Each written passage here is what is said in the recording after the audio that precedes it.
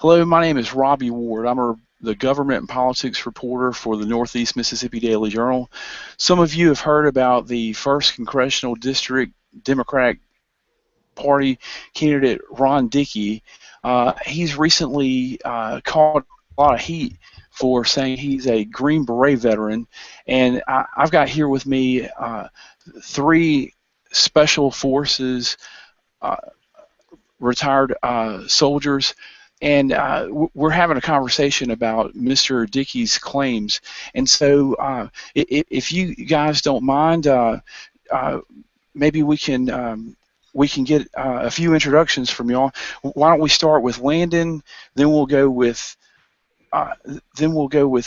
Greg, and then Rusty. So, and if you can say your name, your background with the Special Forces, how many years you served, and kind of where you're at now. Robbie, my name is Landon Valentine. I'm a retired NCO. I spent over half my career in the 7th Special Forces Group, assigned to Fort Bragg, North Carolina, and Puerto Rico. And I'm currently living in Pittsburgh, Pennsylvania. All right, Greg? Yes, my name is Greg West. I served in the 7th Special Forces Group from 1991 through 2008, with the exception of 3 years at the Special Warfare Center as an instructor out at Camp McCall, teaching Phase 2 of the Special Forces Qualification Course.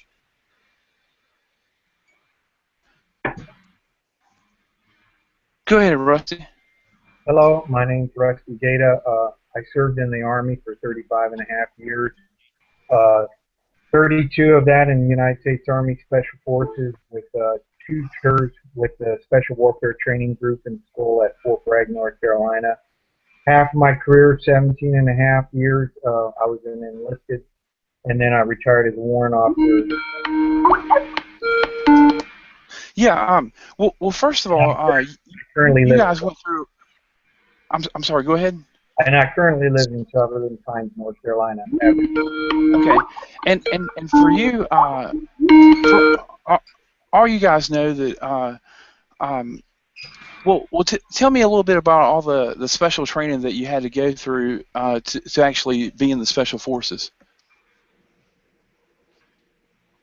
Okay, the Special Forces soldier back in that time frame that Mr. Dickey is claiming would have had to have gone through what they called Special Forces Assessment Selection, which at that time was a completely separate entity from the Special Forces Qualification Course. Okay, that ran for a 3-week period.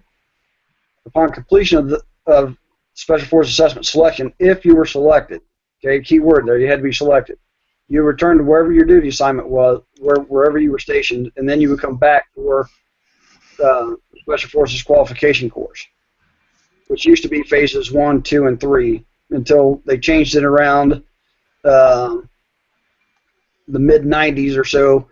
Then they started adding where SFAS became part of the Special Forces Qualification Course, and then phases 1, 2, and 3 basically became phase 2, 3, and 4. Okay, small unit tactics, MOS specific, and then Robin Sage, which is culmination exercise, and then they also added language and SEER, which is survival, escape, resistance, and evasion. Okay, so all this stuff here sounds pretty rigorous. So if you will hold on for just a second, I'm going to pull up some. I'm going to pull up some screenshots I have of Mr. Dickey's information as he's running for office. Do you see this where it says biography of Ron Dickey? And so here it says that it says a lot of things about him, but it says that he was in the Green Berets, and so we'll go here. He says this is from Twitter. He says that he's going to protect the veterans and all that kind of stuff, but then he says that. We'll just keep going down a little more. Let me go to the part where he said, okay, here we go.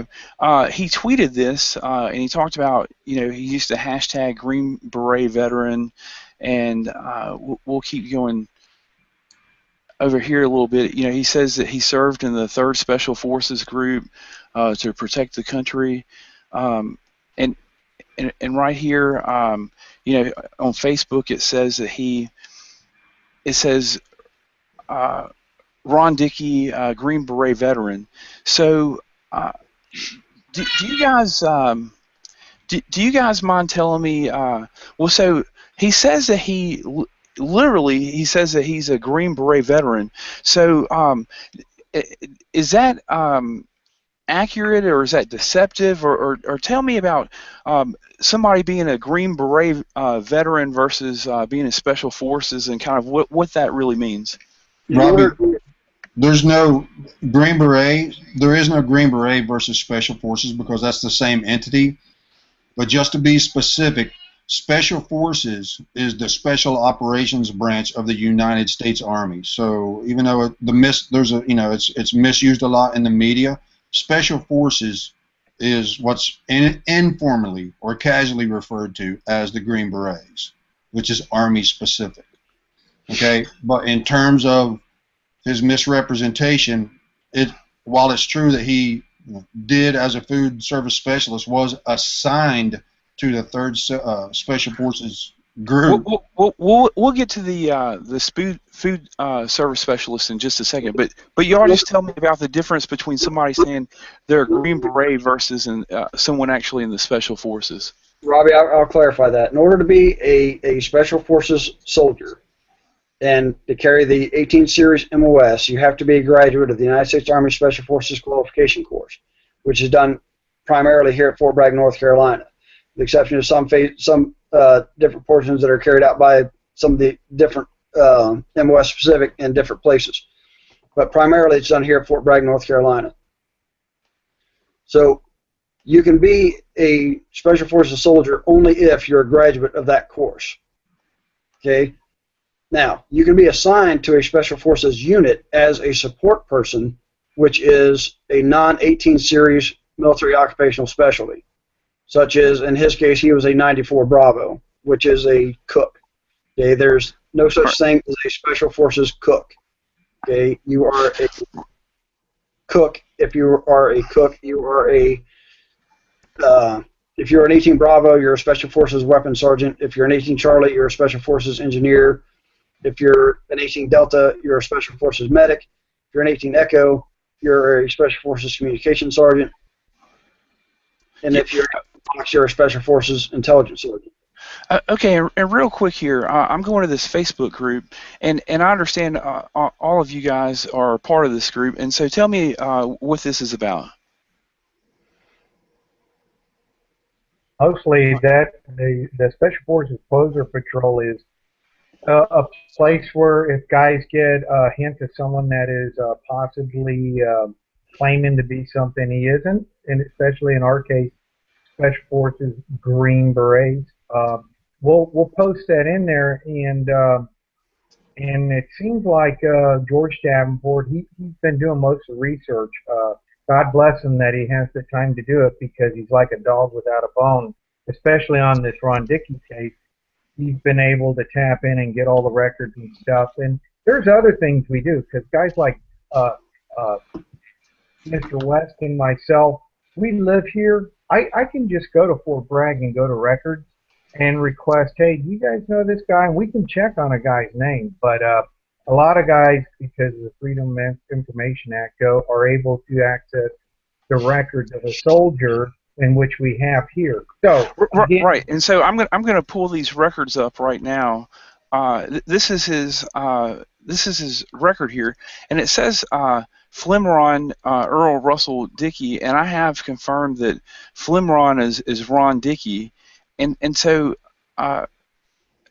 So on this document here, it shows his time of service from 1990 to 93 in active duty, and it says his rank was a specialist, and his military education, food service specialist course, and certainly he received the Good Medal Conduct Medal, the National Defense Service Medal, and he did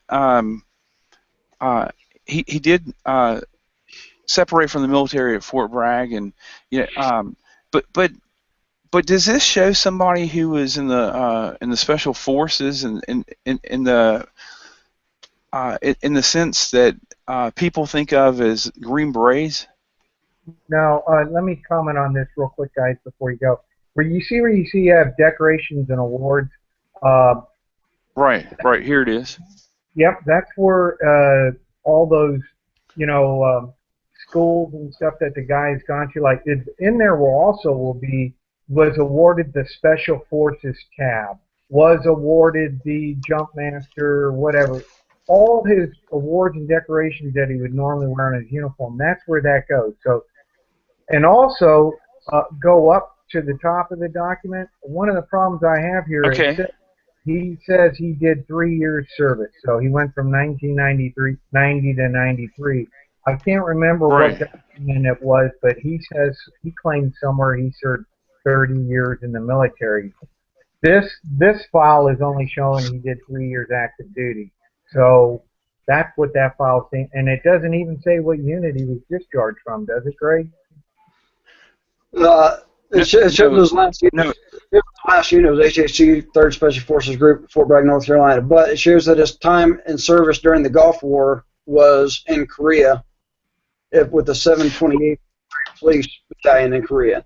So he couldn't He's also said that he was he's a Desert Storm veteran. So y'all explain that from what he says compared to. You can't be a Desert Storm. You actually served in theater during Desert Storm. And so where did he serve? If you, for example, right now we've had the global war on terrorism that's been going on since October 7th of 2001. Okay, in order for you to be a veteran of Afghanistan or Iraq, you have to have served in that country during that time frame. Okay, so if you served in Germany, for example, then you are not a veteran of the Afghan campaign. You can't claim that you served in Afghanistan if you never set foot in country. Storm. Okay. And so Mr. Dickey served in Korea during this time as a food service specialist. And so serving in Korea when this happened, that doesn't make him a Desert Storm. In order to be a Desert Storm veteran, you must have served in theater. In theater at that time would mean you would have been in Saudi Arabia, Iraq, or Kuwait at that time. Sure. And something else. He told me that when I interviewed him yesterday that this whole issue needs clarification. That he has a Green Beret and that this is something that just needs clarification. And so I suspect he does have a Green Beret. Can you tell me about what that's all about? Okay, the Green Beret used to be the authorized headgear for the Special Forces units, okay, the Special Forces groups. Okay, in late '92, they did a survey of the Special Forces qualified soldiers asking if the support soldiers should wear the Green Beret or should they be transitioned to the Maroon Beret. Most people said they should be transferred to the Maroon Beret. Reason being is because you had support soldiers that were claiming to be Special Forces soldiers just because they were wearing the Green Beret. Okay, and Mr. Dickey is a prime example of that, which is why they took it away from him and put the Maroon Beret on him. Now, Mr. Dickey says that the only difference between his Green Beret and the Green Beret worn by Landon Valentine, Rusty Gate, and myself is one is like a qualified teacher and the other is an unqualified teacher. Okay, well, let me put it to you this way. Okay, you can be assigned to an airborne unit as a non-airborne personnel, or what people commonly refer to as a leg soldier. Okay, now, you would not throw that non-airborne qualified person out of an airplane. Okay, just as you would not take that unqualified Special Forces soldier, as he is claiming to be, and put them on an A-team. Uncertified. Okay, yeah, you can't be on a Special Forces A-team as a Green Beret unless you're actually an 18 series qualified MOS holder. My interpretation of that response to you, Mr. Ward, by Mr. Dickey, is that he is attempting to use your lack of knowledge or other people in the community, i.e. his constituents who may not have a clear understanding of where the dividing lines fall on some of this military service and military history specific stuff. And that is the exact, precise reason why we got involved. It's not because it's a vendetta between Special Forces and a guy who claims to have been Special Forces. It's a professional integrity thing. And if he were claiming to have been a U.S. Marshal, we would hope that the U.S. Marshals, or if he were claiming to be a member of the New York City Fire Department, that the New York City Fire Department would do the same thing. And just by virtue of having the knowledge and the reach back that we do, is the only reason why we are even involved in this, is because we do have a clear understanding, and that's what we're trying to clear up. This is a deliberate obfuscation and muddying of the water, if you will, on Mr. Dickey's part to deliberately mislead people and try to do damage control over what was undoubtedly deliberately dishonest series of actions and statements. Well, and so, Rob, I have one more caveat to that that's very important. Okay, sure. Okay, and during that time period that Greg was talking about, if a soldier, say I'm coming from Germany and I come to Fort Bragg, when you get to Fort Bragg, before you even show up your unit, there's things you got to do, and you got to go, you get your clearing papers. So a guy that comes to Bragg goes through 18th Airborne Corps, and he gets issued the gear and equipment that he's lacking, and that is required to be there at Fort Bragg. So once that's done, he shows up at 7th Group or 3rd Special Forces Group. From there, he has to clear the GIP, which is the group issuing point, or in process. He in processes. When he goes to the GIP, he gets the equipment, which is a whole bunch of stuff, that is required by his MOS and his job there. So all the guys that are on A-Team, they get all this cool equipment issued to them. But even back then, because at that time period, even support people, they were issued a Green Beret. So Ron Dickey, yes, he was issued a Green Beret, but it's the required ed gear. But then when it was taken away in '92, when Greg was talking about, they had to go back to wearing maroon. General Downey took it away.